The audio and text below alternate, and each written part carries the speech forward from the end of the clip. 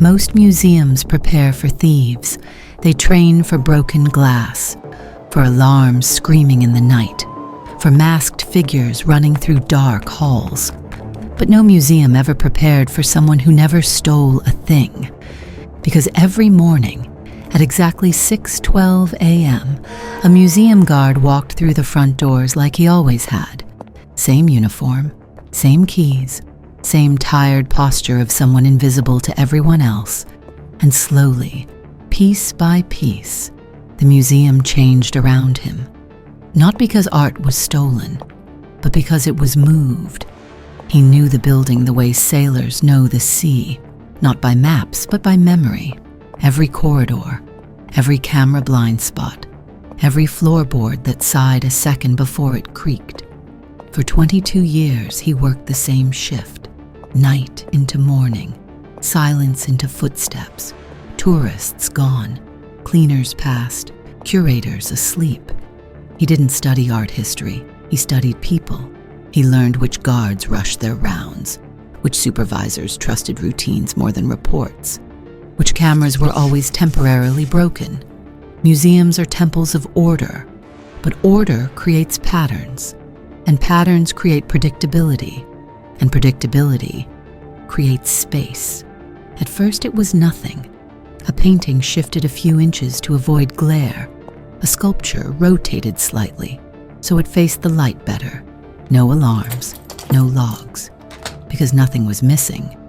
Curators assumed interns had adjusted things. Interns assumed curators had approved it, and the guard kept walking. Over years, the changes grew bolder. A Renaissance sketch moved from a public wall into a climate-controlled room. A fragile artifact quietly swapped with a near-identical replica, the real one stored safely away. On paper, nothing changed. On insurance forms, everything was still accounted for. But the building's truth had changed. Experts would later say this: museums rely less on locks than on trust. Trust that no one with access would ever question the rules. The guard questioned them every night. He believed the art was being harmed by light, by humidity, by neglect, disguised as tradition. He wasn't stealing value, he was rearranging survival. For over a decade, he moved millions of dollars worth of art without ever triggering a single alert. Not because the system failed, but because it worked exactly as designed. The first suspicion didn't come from missing art, it came from something stranger.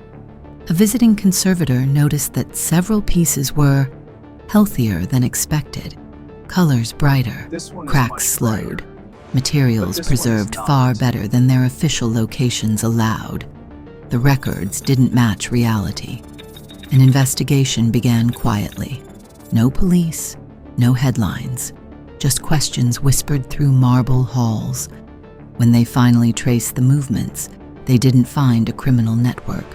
They found a man unlocking a door he'd unlocked 10,000 times before. He didn't run. He didn't deny it. He said, "I never took anything that wasn't already mine to protect." Legally, it was complicated. Morally, even more so. No art was lost. Some of it may have been saved.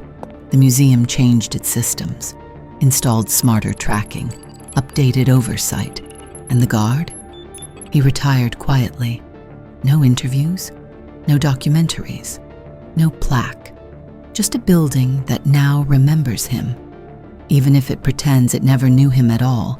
Because the most unsettling truth isn't that he moved the art. It's that for years, no one noticed.